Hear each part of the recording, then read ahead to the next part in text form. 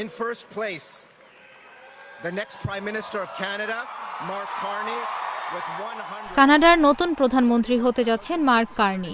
আগামী কিছুদিনের মধ্যেই শপথ নেবেন তিনি।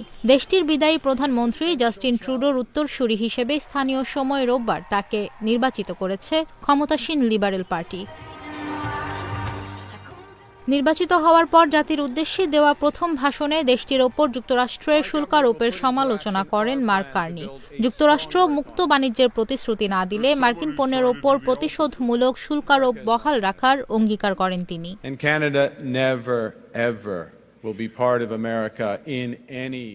বার্তা সংস্থা এএফপি জানায়, কানাডায় আসন্ন জাতীয় নির্বাচনকে সামনে রেখে রোববার দলের নতুন নেতা বেছে নিতে ভোটাভুটি করে লিবারেল পার্টি। এতে 1,31,674 ভোট পেয়ে নির্বাচিত হন মার্ক কার্নি। পরে কানাডার পরবর্তী প্রধানমন্ত্রী হিসেবে তার নাম ঘোষণা করেন লিবারেল পার্টির president Sachit Mehra. Mark Carney bank of কানাডার গভর্নর ছিলেন। ব্যাংক অব ইংল্যান্ডেরও নেতৃত্ব দিয়েছিলেন তিনি।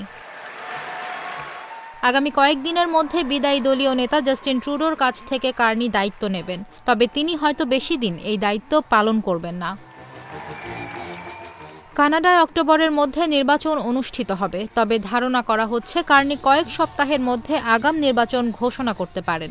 বর্তমান জরিপে কানাডায় ক্ষমতাসীন লিবারেল পার্টির চেয়ে জনপ্রিয়তায় এগিয়ে রয়েছে বিরোধী কনজারভেটিভ পার্টি।